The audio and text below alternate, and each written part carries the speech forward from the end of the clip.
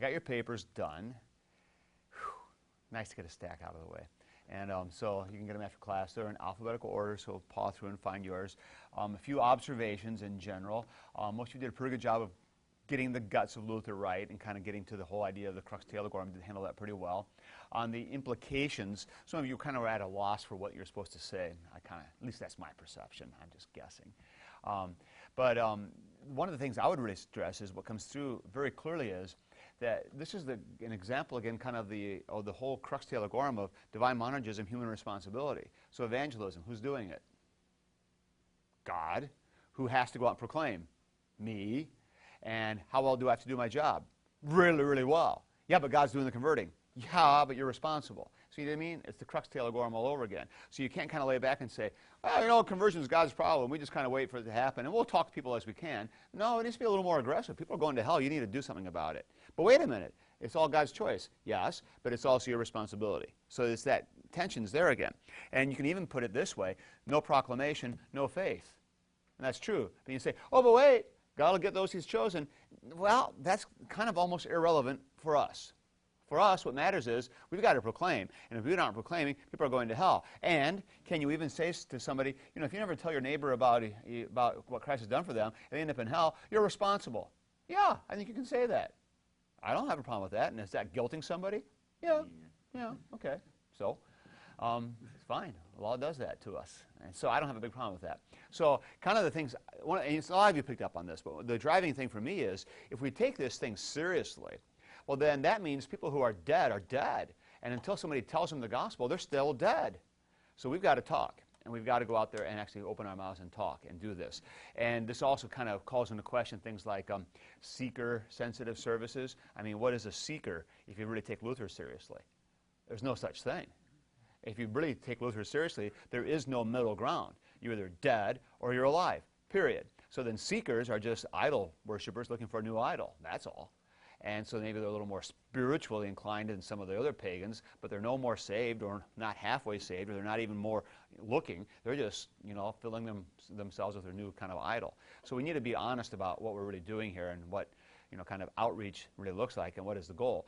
And the bottom line always has got to be no proclamation, no faith. The gospel needs to be proclaimed, which is one of the reasons why I hate that. St. Francis of Assisi quote, preach the gospel always, when necessary, use words. Hate it. Hate it. Because if you're not using words, you're not doing the gospel. You might be being nice, that's great, but you're not preaching the gospel until you actually open your mouth and talk about Jesus. It's got to happen. Somewhere, sometime, you got to open your mouth. All right, anything else then on that, now that I've opened a can of worms maybe? You guys are so bashful, so timid. All right, so today we have 3 things on the agenda. I want to get to 2 of the 3 at least. And so I want to bang through Pieper quickly, and I want to crank through Braaten, and then we'll see how much we get into Luther, and if not, we'll pick up Luther next time, because next time we just got a bunch of Pieper stuff, so we can always squeeze that down and get Luther in. So I do want to make sure I cover some of the stuff from the Great Galatians Commentary from Volume 26 that I had you read. So we'll cover that, but I'm not sure if we'll get to it today or not. We'll see how it goes. All right, so let's just get cranking along here. We got a fair amount of ground to cover, and frankly, the Braaten stuff we need to spend a little more time on, because that's going to be a little less familiar to you and some of the things we're going to do there. And that's fine. So with Pieper, we'll just kind of bang through this stuff. It's pretty straight up, not a lot of heavy-duty stuff. We're starting on page 503 with Volume 2 again. We're back to Volume 2, wrapping that up and hitting on the whole thing with justification a little bit more, and just bringing out a few more of the terms and a few more of our definitions here that we need to make sure we get this right. So we'll just kind of run this quickly. Page 504. Pieper makes the point, this is the top paragraph, last part, neither the good works of unbelievers, such as those of the Pharisees, nor the truly good works which flow from faith, such as those of faithful Abraham, can justify a man before God. Now what's interesting here is what Pieper is doing is he's making this distinction between good works of the pagan and really good works. And he's even willing to call them good works, which is interesting, because we have a pretty strong tradition of people being really reluctant to say, no one can do any good work except for in Christ, which is true. But then we have the mistake that people make of starting to get really hung up on, well, it's a good work because you're doing it for Jesus. Wrong. Your motive does not make it a good work, ever. Motive has nothing to do with a good work. A good work is a good work for only one reason. Doesn't matter who's doing it. What makes it a good work is the fact that it is forgiven in Christ. That's what makes it a good work. So in other words, you offer up a deed, and if you're a sinner doing it, it's a sinful deed. So what does it need? It needs the forgiveness of Christ applied to it. Once Christ's forgiveness is applied, now it's a pleasing work to God. Then it makes it a good work. So the real difference between a good work of a pagan and the good work of a Christian is nothing to do with motive or heart or attitude, even though you hear this all the time. It really has to do with, is it forgiven or not? And if it's joined to Christ, it's forgiven. And you guys can come up here on the table. There's a couple of spots here, unless you like hanging back there. You probably like that, yeah. Separatist that you are. All right. Now, this really actually opens up an opportunity for me to lay out for you one more time if you haven't seen this before. What I would suggest is kind of a helpful way to think about this in context of our 2KR paradigm. You guys are very familiar with that. I have suggested that maybe we need to think about 3 kinds of righteousness. Luther even talks this way sometimes, and so does Melanchthon, interestingly, but that's not really relevant for us today. But if we think about it this way, we would think about the 3 kinds of righteousness laid out like this. You have the first kind of righteousness, which I will call governing. And then you have the second kind of righteousness, which would be justifying. And then you have the third kind of righteousness, which could be called sanctifying, though after my little diatribe last time, you know I'm not real fond of that word sanctifying anyway, but you might call this just, we'll call it holifying. Just to try to avoid sanctifying. But the idea of the good life we're living, being obedient. Now, this way of thinking about it is kind of interesting. If you haven't seen this, if you didn't have me for Lutheran Mind, you maybe have not seen this, but I want to suggest this as kind of a helpful way forward. We've already said that there is a connection, a nexus between the first and second kind of righteousness, which happens where? All right, exactly. Inside me, the believer. So I live at this nexus. Now, what's interesting about this paradigm is the first kind of righteousness then basically amounts to the righteousness of those who are living in the world. Regardless, they're standing before Christ. Because when they're living in the world, what is the norm of what is good and what is right, ultimately? Well, ultimately, what's really the norm? Natural law, all right? The whole idea of natural law. And natural law is really just a synonym for what, as far as I'm concerned? All right, God's will. God's will for creation. So that's what the natural law is God's will. So what happens is this. Think about it. A person living in the world, simply being a good person, is conforming to God's will for the way the world works. He's being just and upright and kind of things. And so he is actually conforming to the will of God, and that will of God is the natural law. And so as he adheres to it, that's the standard, that's the bar, and he's trying to reach for it and go for it. And as he does those things, is he doing good works? From the world standpoint, sure. And is it beneficial to the neighbor? Absolutely. And will I encourage those kinds of things? Well, yeah, I'll take it. It's great. Wonderful that he's doing these kinds of things. All right. Is that in any way salvific? No. Of course not. Of course not. Because no matter how hard he tries, he's still a sinner doing them, and he's always falling short, which is why it drives us ultimately to the second kind of righteousness, very familiar with this, passive righteousness, the righteousness of faith that comes in Christ. Christ gives us forgiveness of sins, and we have it. Right? Done deal. Coram Deo. Justitia of God, the righteousness of God, the justice of God, favor Dei propter Christum, got it all laid out. Then, once I'm justified, we already know this one from last discussion, what is my response as a Christian creature, justified before God? Back out in the world, into my vocations, do what God gave me to do. And when I enter into that world and start doing what God gave me to do, what's my standard? What's the criteria for how I should live? God's will. In other words, natural law. And so, lo and behold, I'm striving for the same standard as the pagan, basically. So that's why the really good pagan and the really good Christian on the outside, to the unbeliever looking in, they look no different. Their performance on the outside, very much the same. But there's a world of difference in that I know I'm justified before God, and I have a sense of where I stand before God, which is wonderful and freeing and tremendously liberating, but really doesn't make much difference at all in how I get out there and live, except, sometimes I'm motivated by that gospel explosion. And to be honest, I'm probably a little bit more tuned in to what God would have me do, and I'm paying a little more attention, but I don't have a different set of rules. When you become a Christian, God doesn't say, all right, now that you know, here's the secret list. Start doing this stuff. No, it's always the same. It's a matter of being obedient to what God calls us to do. So in a sense, this could be considered the three kinds of righteousness. And it's interesting how these also correspond to the three uses of the law, the curb, the mirror, and the guide. Okay, kind of interesting how that plays out. And you even talk about how the articles of the creed play into here a little bit, where you got the first article, world, the second article, proclamation, and the third article, the life of the Christian, getting out and doing what God gives us to do. Kind of interesting how these things play out. Yes, Anthony? So once a person gets to the second and the third, do they ever go back to the first? In one sense, there's really, see, this also helps to clarify a little bit of our talk about third use of the law. Okay. And people often say, there's no difference between the first and the third use. And there's something to be said for that. Because to me, the only real difference between the first and the third function of the law is that one is a Christian, the other one's a non-Christian.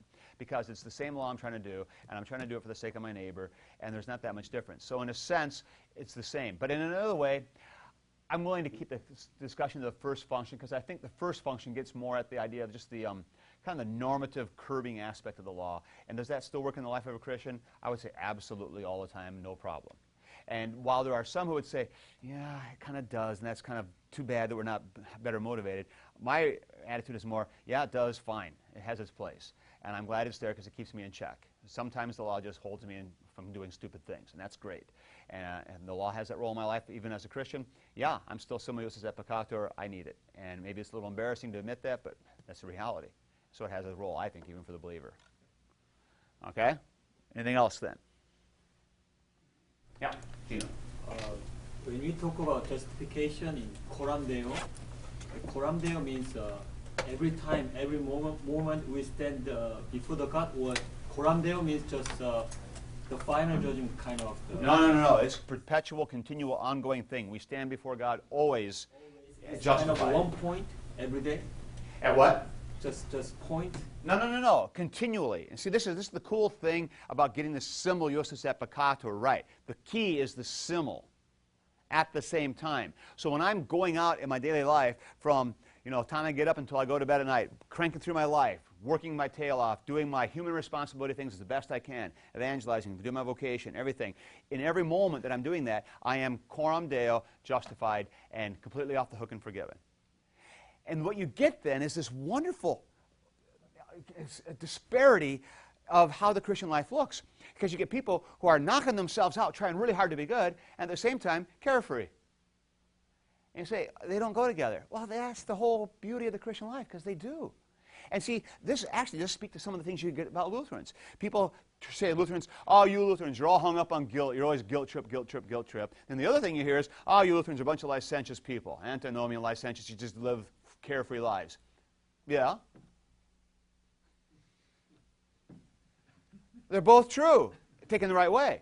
Because do we live an obsessed life, always worried about, man, I really screwed up, I'm not where I should be, I need to try harder? Well, we should. And at the same time, do we live this kind of a, yeah, I messed up again. Oh, thank goodness for God's grace. Whew, that's really cool. Everything's good. Yeah, I mean, that's it. That's the fun of it. Now, the danger, of course, is falling off on either side. Because you can fall off into getting crazy about working out that salvation and then become a pietist and a nutcase. Or you can get crazy about, hey, it's all in the bag, sit back and coast, man, it's all good, and you become an antinomian. And both dangers are there. And so the tension is right there in between. And so what we really should have is these kind of active striving for pious living, which is a holy, good, beautiful Lutheran thing, and at the same time, this rather carefree, liberating freedom that, man, I messed up today. Man, it's too bad. And you really genuinely feel lousy about it, but at the same time, it's all right. I'm still God's child. Good thing I'm forgiven. What a relief. And then you go to bed, happy, lighthearted. Wake up in the morning, it's all good. How can you beat that? It is like the ideal way of thinking about the Christian life. How can you beat it? Just this complete liberated freedom, and yet at the same time, real insistence on doing the things you're supposed to do. That captures it. And that's kind of what's going on here too. Okay? Thank you, Gino. All right, let's press on in Pieper. So, the center then of everything we do is going to be Article 4, Augsburg Confession, and we use this shorthand. You're familiar with this by now. When I say AC4, what's that stand for? Justification by grace through faith in Jesus Christ alone. the centrality of our teaching. And Pieper goes very hard on this, how this go hand in hand and how this is the center of everything. So AC4, which is the idea of forensic justification in Christ. So what Christ has, we get, and what we have, we give to him, the blessed exchange, and that's AC4. Now, 507, Pieper makes an interesting point, and this is one that you guys need to remember.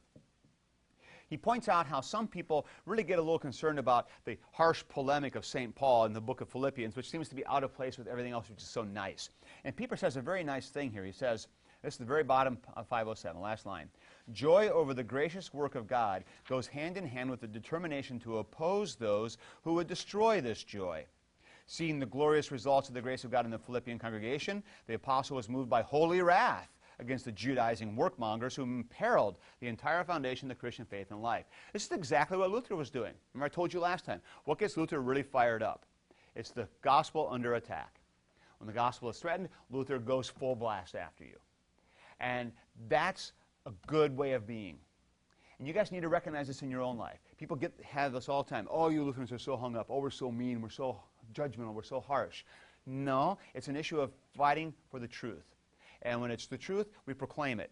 And to go against error is actually a zeal for the gospel and a zeal and a love for people. And we need to realize they are not mutually exclusive. So when I criticize false teaching and I do it with zeal, it doesn't mean I'm judgmental and harsh and I hate people. It just means I'm loving God's truth and I want God's truth out there. You need to be sensitive to this because this is a big issue in the world in which we live today, because it has become commonplace in our world to assume that if you say that somebody is going to hell, you therefore hate them. I hear this all the time. And for me, the first time I heard it taught, and it was kind of being laid out like a logical thing, I thought, that doesn't make any sense. But then I realized they were just taking that for granted. It's like an axiom. And if you pay attention to the rhetoric you hear in the world, this is just assumed all the time. If you actually think that somebody is going to hell and have the temerity to say, I believe he's going to hell because of his teaching, well, then you hate him. And that's what the world assumes. And we need to be a little more articulate in saying, you know, what a person believes is between them and God.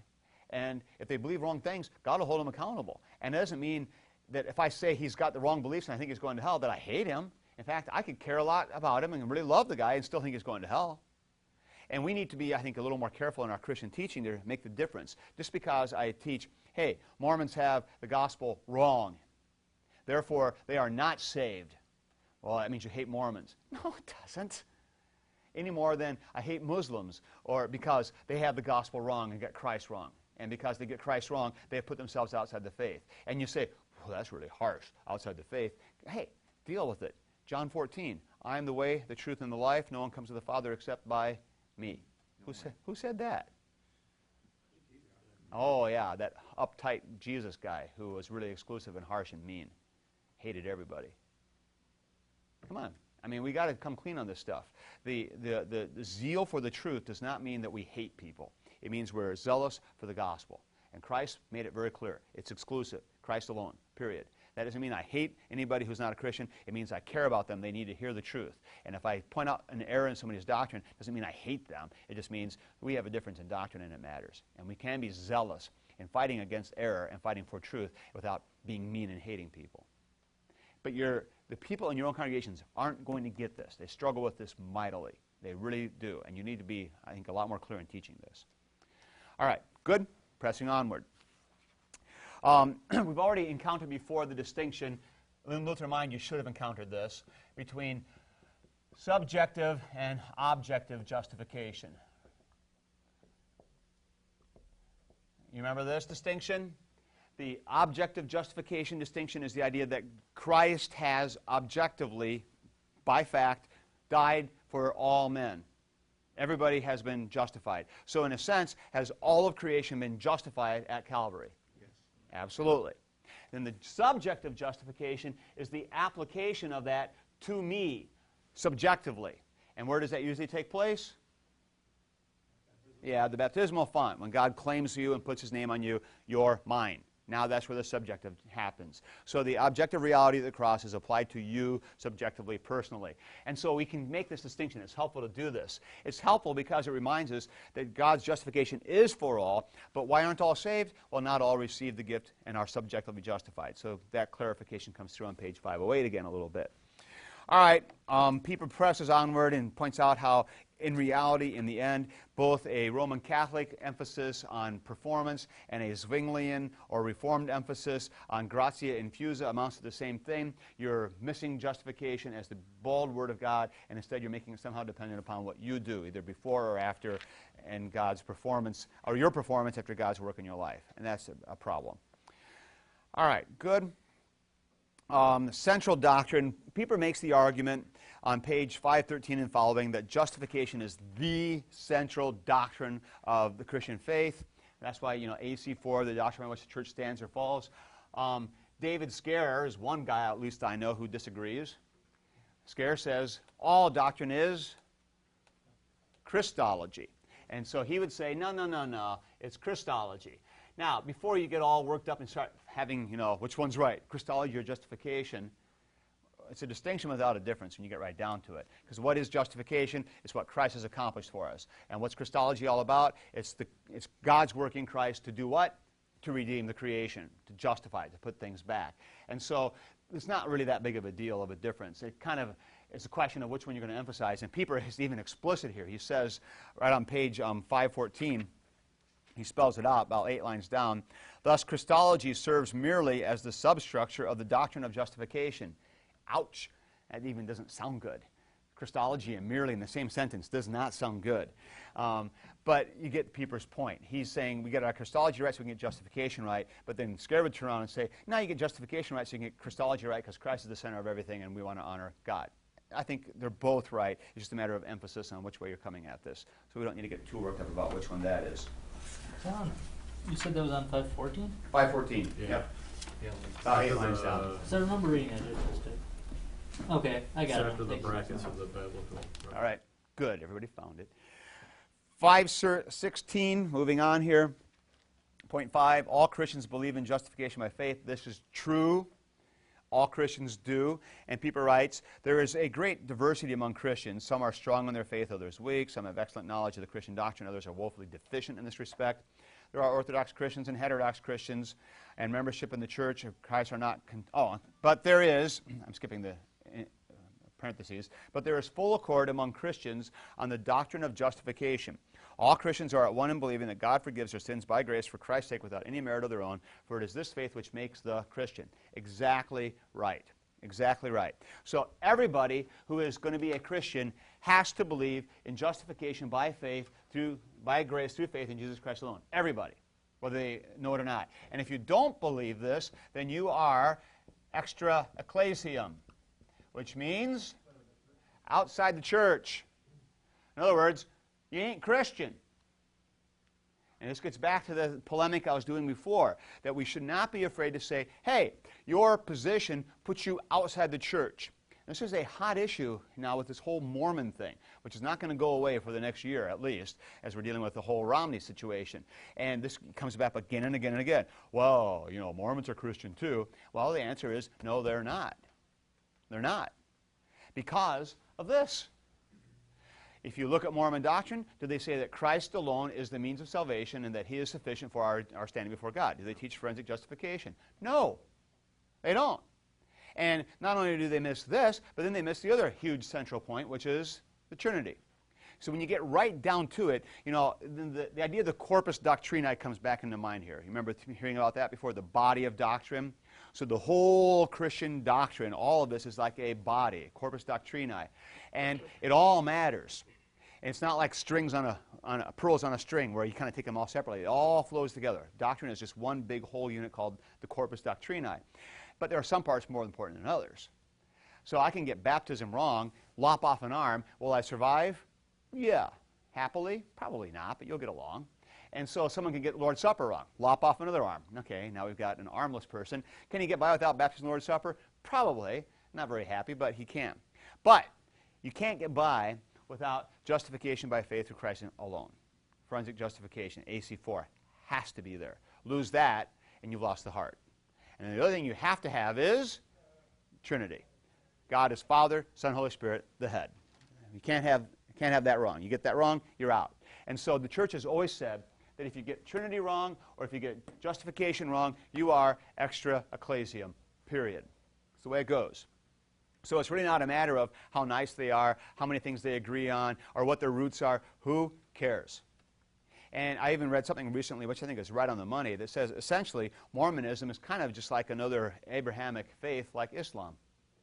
And that's the way to think about it. Because does Islam believe in Abraham? Sure. Believe in Jesus? Sure. And essentially what Muhammad is doing is kind of ticked off at some Christians, and so he made up his new faith and kind of did his own freelance. That's what it amounts to. Didn't like what Christians were doing, so he had a new angle with Jesus. It's just what the Mormons do. Do they have Jesus? Sure. He's the guy who's showing us the way to become like God. Great. Okay? But it's not Christian. It's another version of an Abrahamic faith, but it's not Christian. So we got Judaism, Christianity, Islam, Mormonism. That's the way to look at it. It's not Christian. They're extra ecclesiam. All right. So any true Christian is going to believe this. This is also true then that every true Christian will confess the creed, even if he denies the creed. So you can have a lot of these really sincere non-denominationals, no creeds, just the Bible. Well, in fact, everything in the creed they have to believe, or they're not really a Christian, because it's all from the Bible. You get some funny things here, too. You probably had this when you were doing this in Confessions 1, when you're talking about creeds. You get these weird sort of things where I heard about churches in the Bible Belt wanting to get together, a common stand against the forces of secularism. So these different churches were getting together, the Baptists and the Methodists and the non-denominationals, and they wanted to find some kind of common statement of what they all believed. And so they started putting things together and realized, hey, this creed, yeah, it works pretty good. And they were basically just agreeing to the Apostles' Creed. Kind of funny. They eschew these things, and yet they actually, well, yeah, that's what we believe.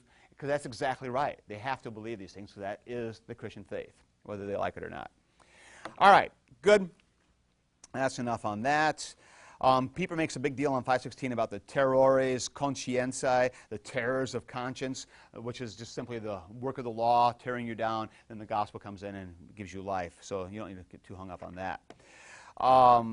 Last thing here, the really significance on 518, this is kind of whetting our appetites where we're heading next time, because the next time we're going to talk a lot more about this, the whole issue of faith and how it is that faith saves. And the key is that faith itself is not what saves. The key thing is the object of faith. That's what matters. This is important because you hear people talk a lot about, oh, so-and-so has so much faith. They're so sincere. And they're such nice people. All those Jehovah's Witnesses, oh, they're really annoying, but they have so much faith. Oh, so much faith.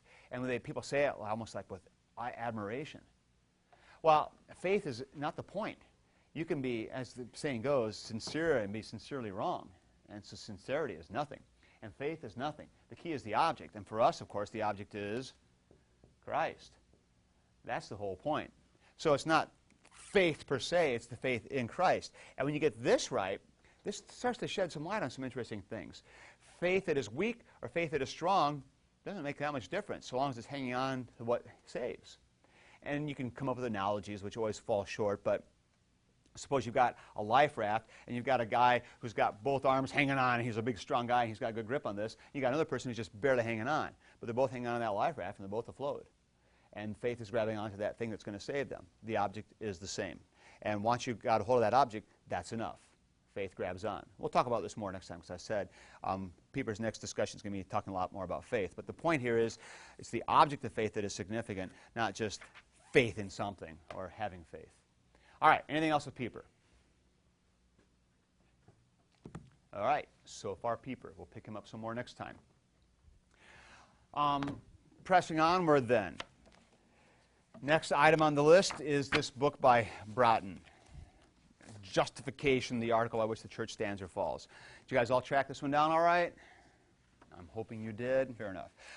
Karl Braaten is a name you're going to run across from time to time, and he's often used in conjunction with his good friend, Robert Jensen. And you'll hear about Braaten Jensen. In fact, Braaten and Jensen together were editors of this systematics textbook, a 2-volume series, Christian Dogmatics, or their doctrine book. And it's kind of like the textbook that is used in other seminaries, other Lutheran seminaries. I've mentioned this before because they had different authors do different loci, or different articles in the dogmatics. And the one on Christian life was done by Furty, for example, and they each did some of their own. But that's Braaten and Jensen. And so these guys are ELCA theologians. They weren't ELCA before the ELCA. I think they were both LCA, I believe, Lutheran Church in America, and then they came into the ELCA. But they have always been perceived as on the right side of things in the ELCA, or conservative ELCA theologians. So that's a little bit who they are. Braaten does a lot of work with justification and Christology and the Pannenberg kind of stuff. Jensen tends to do a lot of work with natural law and creation kind of stuff. That's Jensen stuff, and he's written some really helpful stuff. Both of them have written some things that I found have been very helpful and are really very useful. So this book then by Braaten comes out in 1990 on justification, the article which the church stands or falls. So that's who Braaten is. So in his first chapter, he introduces some concepts which are maybe unique to us, you haven't thought about very much before. But in some circles in the church, it's just stuff that is taken for granted all the time. And it's helpful for you guys just to be aware of some of these other ways of thinking and some of these other ways of defining Lutheranism, because we live in our own little parochial shell, and sometimes we forget there's a wider community out there. And so he does a nice job of reminding us of this. Now, his opening discussion then, he's really sort of asking the question, where do Lutherans fit today? That's what he's asking. Where do Lutherans fit today? And where this is all going, the big kind of thesis is, where do Lutherans fit? And then he's going to start asking, kind of making the point, what is it that is kind of central to what makes Lutherans Lutherans? Well, it's our teaching on justification. So if we're going to really understand where Lutherans fit, it's going to be in our understanding of justification. And that's what kind of sets the stage for the whole book. That's why he's asking the question. And that's how this kind of holds together. Now, he uses an interesting phrase at the beginning then when he talks about this idea of evangelical Catholics, or a confessing movement within Catholicism. You'll hear this sometimes. That Lutheranism is a confessing movement within the church. What does that whole thing mean? He talks about this in here. You should have gotten that out of here, this whole exile thing. What's the basic idea? Anybody? Basically, he describes the Reformation as an exile, where we left so that the church would reform. We wanted reform, but the church wouldn't reform, so we're kind of in exile waiting for them to reform so we can come back. All right. And this is this idea of a confessing movement. And so then the emphasis there is that we're not really a separate church. We're a movement within the church. And we are a protest movement. The Mother Church was out of whack, things were wrong, and so we raised a protest, and we're challenging that, and we're here to challenge that Mother Church until she gets her act together and cleans that up. And then the assumption, of course, is that when she gets her act together, we come back. And so that's kind of this operating assumption behind this idea of a confessing movement. And there are many within the Lutheran circle who would say that's right. That gets added. Now, there are others who would say, no, we are our own church. In fact, we are the true church, and Rome went off the beam, and they're off the whack, and so we're the real church. They need to come back to us. Okay? And you'll get that kind of talk. And then and they have no interest in talking about a reconciliation. People need to come back to where we are. And you'll get this way of thinking. Now, is there any value in thinking of it this way? Well, Luther started thinking that way. Well, there is evidence in the Reformers that they even talked this way.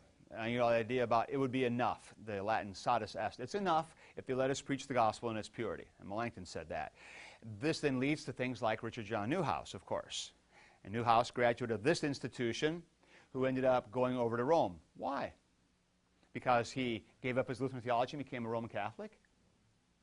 If you read Neuhaus, he doesn't tell the story that way, does he? How does he see it? They're the church, and I can do my theology there better than I can in my own church, which is probably true because he was the ELCA at the time. But so he believed he had a better environment, and he could go back to Rome without having to repudiate his beliefs or his teaching. And so that's kind of interesting. So in other words, he felt like this is where I need to be, so he went back. And that becomes a challenge, in a sense, to all of us who are staying out of Rome. And it's a challenge, in a sense, to Braaten. Where does Braaten come down on all of this? Is he ready to jump on Neuhaus's bandwagon? No, he says that even if that were the case, Rome has not changed itself enough hasn't fixed itself. All right, this is his point. He's not satisfied there's been enough change yet. And he would say the need for our protest still exists, and Rome hasn't come clean the way they need to yet. Newhouse made his decision. That's fine. He can go back. For my part, Braaten says they're not where they need to be yet. I think we need to keep on standing apart for the sake of the church and for the proclamation of the church. And that's where Braaten comes down. Obviously, I would say I'm probably more sympathetic to Braaten's position than I am to Newhouse on this. But you've got to, at least I would say, I have respect for a guy like Newhouse. I've read enough of his stuff to know he's not a, kind of a lightweight. And when he makes a challenge like that, it's worth thinking about. But I think Braaten comes down in the right place, that no, there is this responsibility that we have. And even if we don't buy completely into this idea of a confessing movement that someday we're just going to all go back to Rome, what this reminds us of is there is definitely a relationship that we have with Rome. And there should be this sense of a sympathetic attitude towards Rome. After all, that's kind of Mother Church. And we recognize that. And in error, all right, but we really wanted to get right because we would love to see unity. See, that ecumenical drive is not wrong. Just because something is ecumenical doesn't mean, uh-oh, that's liberal. No, there should be in all of this urge and this desire for unity, this true ecumenism. That's a good thing. Now, the other thing that you get, which is a hallmark of a lot of these guys' theology, and Braaten is no exception, is a stress on the ecumenical aspect of things. The idea of unity, unity, unity. And again, coming from our background, this has not been as central a concern for us. We kind of see this with a little bit of skepticism or downright fear, and we worry about the ecumenical stuff, and we tend not to be very interested. Whereas most of the people in the ELCA, this is the end of everything. Oh man, unity, unity, unity at any cost, and we see them making these rather odd alliances and hopping into their ecumenical bed with just about anybody who comes down the road and says, hey, we'll join you. All right. And we get a little concerned about that. But this is a driving concern much more to a lot of our friends in the ELCA than it is to us, and Braaten falls into that camp as well. Very much concerned about the ecumenical aspect of things. And sometimes to the point of sacrificing stuff. To his credit, I don't see Braaten sacrificing the doctrine of justification for ecumenical purposes. He's saying, in fact, if we want to really get our ecumenical stuff right, we've got to deal with justification because it's so central, and we've got to deal with it honestly. So that's what the position he takes. All right, good. So this is kind of the first things he's talking about. Another aspect that comes into play here, this is page 9. Let me get my, ecclesia. The ecclesia semper reforma. Nope.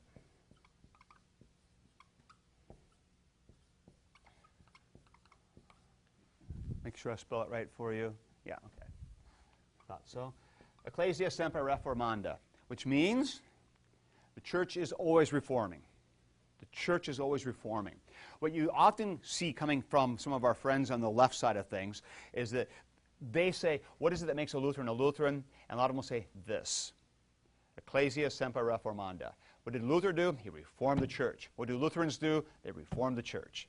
And this then becomes an excuse for just this kind of ongoing, continual reformation of the church. And then you can open up all kinds of interesting avenues here. Like, what do we do as the church? Well, we are always challenging the church and always pushing forward. So we should be ordaining women.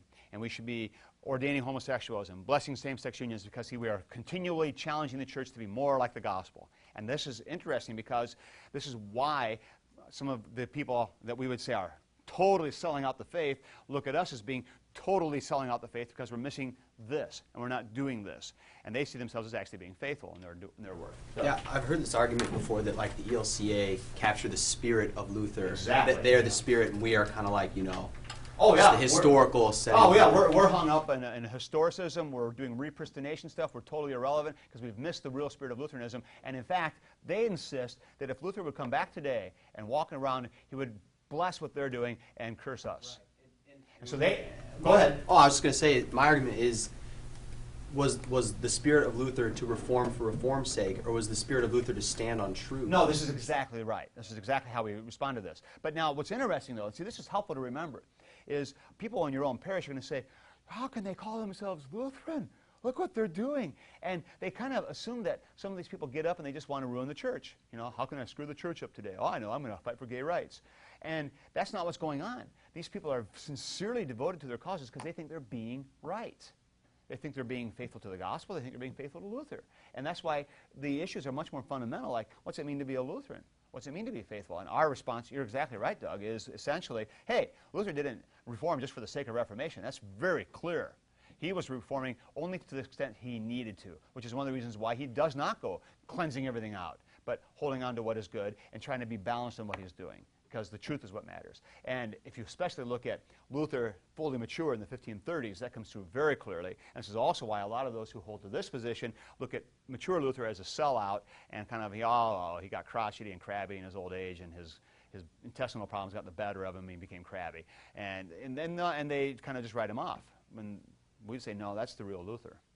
All right, good. It's not just the LCA that does that, too. It's mostly evangelicalism. Yes, that's correct. You see these same motifs at work in the wider church. It's still going on. It's all over the place. That's right. And so we need to kind of know where we position ourselves in this whole discussion. That's quite right. And it's not just evangelicalism and ELCA. It's also in their own church body. Yes. All right, good. So this then leads to what he talks about in here, that we have now in the 20th century increasingly a concern more and more, less on soteriology, how we're saved, and more on ecclesiology. See, this gets into the whole ecumenical confessing movement thing. So we're saying that, questions of soteriology aren't nearly as important as questions of ecclesiology, and that's sort of where we have come as a church, wide kind of discussion. Braaten's position, page 10, summarizes it up very nicely. This study of justification will call into question the shift in focus from soteriology to ecclesiology. It may be that such a shift only moves the emphasis from one kind of narcissism to another, namely from the individualistic question, how can I find a gracious God, to an ecclesiocentric concern with self-gratifying status and power. Ouch, I think he's right. Is not the question of salvation still the most serious question that people are asking? He's going to come back to this issue in the next chapter. Christ comes before the church. Our relation to the church is mediated by our relation to Christ, although the church is necessary in mediating that very relationship. This is not an either-or, it is a matter of priority. The solus Christus, in which the article of justification is grounded, makes that clear. So in other words, what he is saying is there's no debate here between soteriology and ecclesiology, and in fact, soteriology is primary, and then ecclesiology. Now there's clearly correspondence. The church is what mediates the gospel to us and brings Christ, but ultimately the relationship we have with Christ is first. All right, the next part of the chapter is where he goes into this kind of review of the history of the 20th century. And as I said, if you're planning to do grad work around here, you'll become very familiar with this whole story, and it becomes important to you. If you're not, it's not that relevant.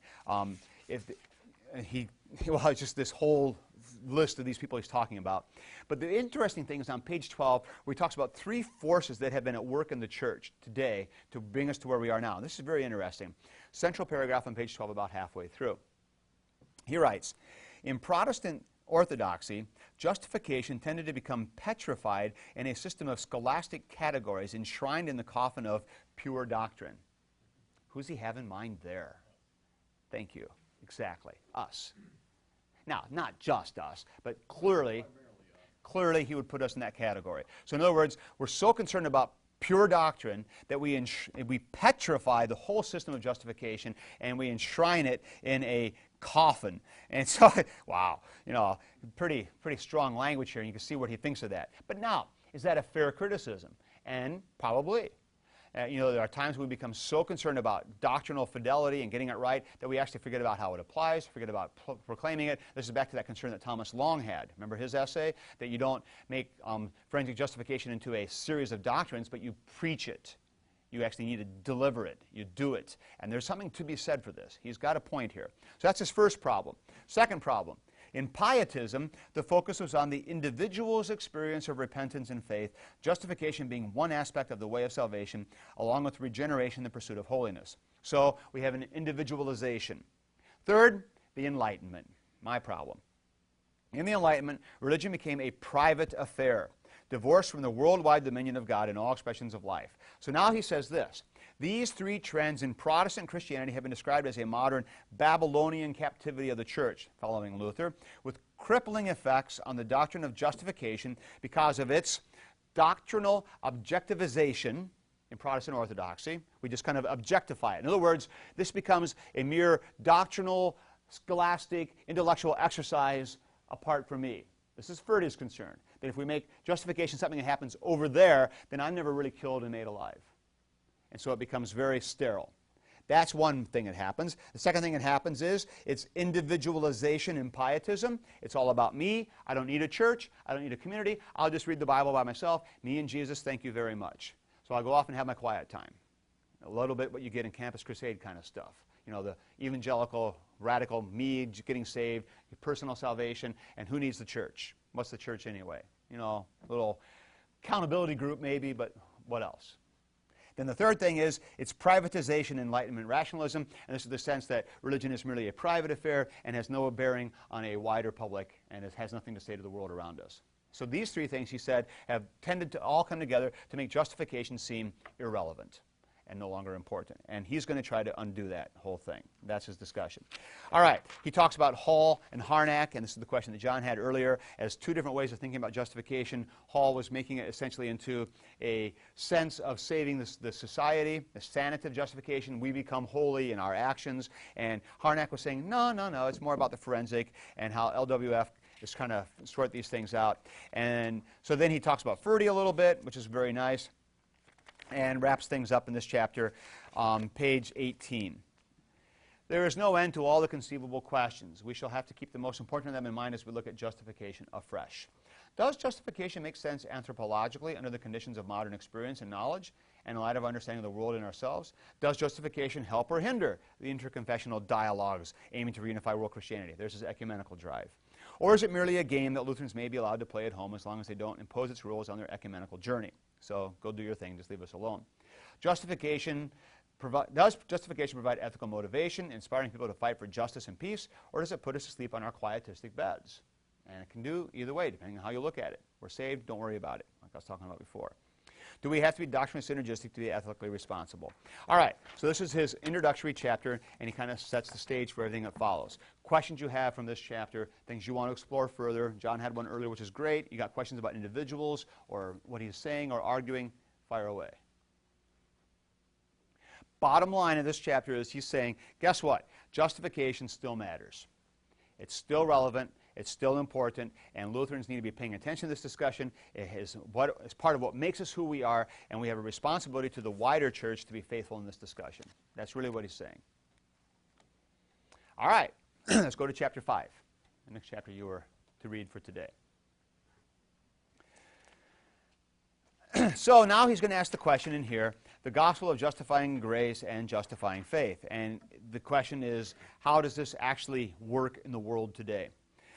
Page 82, the bottom half of that page, just about right in the middle of that page, Braaten writes, the state of being righteous in the sight of God is radically a free gift of grace, never the result of human achievement. Right on. Faith itself comes of the Spirit of God. That's right, too. To say that faith is reckoned as righteousness apart from the works of the law underscores the absolute gratuitousness of God's generosity. God gives what he demands, both the righteousness and the faith by which it is grasped. Amen. Divine monergism. Got it. I mean, that's spot on. In essence, this was the message that turned things around for Luther and his followers. Justification by grace alone, through faith alone, on account of Christ alone, is the absolute truth by which the church stands or falls. It is this truth that makes Christianity Christian, and the church really the church, preserving it from idolatry, preventing its secularization, providing the charter of its career, and offering believers a solid basis and direction for their daily life. The doctrine of justification was the doctrine of doctrines, not one among many. It functioned as a critical principle, cleansing the church of everything that enters into contradiction with the evangelical basis and content of faith. What's there to disagree with? I mean, nothing. That is clear explication of justification, its centrality, its dynamic living reality. All right. Now, having said that, he introduces the issue that increasingly in the 20th century and still today in the 21st century, people have suggested and argued that justification is no longer a relevant question. Justification is no longer a relevant question. What is meant when that is argued? Why would somebody say that justification doesn't matter anymore? Have you heard this said? Why would somebody say this? Why would somebody suggest that maybe justification is not relevant anymore? Maybe it doesn't matter. Maybe it's not a big deal anymore. Yeah. Because people don't have a sense of internal struggle. They don't feel the fact that they need to be justified. Okay. They've self-justified themselves for so long that they don't feel there's an accountability to God. All right. Good. Joshua, you got your hand I mean, up. I feel like there could be some complacency that just people think that, well, it's just, people just know it, so we don't really argue about it too much anymore. And so. All right. The basic message of the Christian faith, maybe people are, we assume everybody knows, so we don't talk about it, so we can take it for granted. And then the other sense that Brett's picking up, go ahead. You're going to follow up on that? Okay. The sense that Brett brought up is this idea that we just don't feel this kind of angst anymore. When was the last time you were talking to somebody and they said, oh man, I just don't know where I stand with God. I'm really concerned about my relationship with God because I don't think I'm in the right standing with God. These are not the kinds of questions people ask. I mean, your college friends, were they all beat up over where they stood with God? Is that really concerning them? I'm willing to bet most of them probably not. And so that becomes the point. And I've heard this argued from good conservative people saying, oh man, the church has to kind of nuance its message because justification is not relevant anymore. And that gets said. And they say, in Luther's day it was different. Because in the 16th century, everybody was obsessed with the question of justification. And Braaten says the same. At the time of the Reformation, this is page 83, the doctrine of justification was the concern of every Christian, whether the farmer at the plow, artist in the shop, servant in the house, scholar in the study, or the lawyer pleading a case in court. Everybody was concerned about this because everybody was wondering, where do I stand with God? There's a holy God. Nobody doubted that. They knew that they were not holy people. They knew that God demanded holiness, so they had a big problem. How do I get right with this holy God? How do I know where I stand? And so these were big questions. Luther exemplifies this. Why does Luther join the monastery? Yeah. I mean, in spite of all of his sham vow to St. Anne and his excuse to join the monastery, the real driving concern for Luther is, hey, I want to make sure I'm right with God, and going to law school is not getting the deal, not getting the job done. And if I'm going to get serious about being right with God, I've got to join a monastery. So he did, because he needed to know he was right with God. And it was not just the concern of Luther. Most people were concerned about, where do you stand with God? What do you think was driving the indulgence sales? Why were people so running off to relics and stuff all the time? Because they were concerned about where they stood with God. Hell scared them.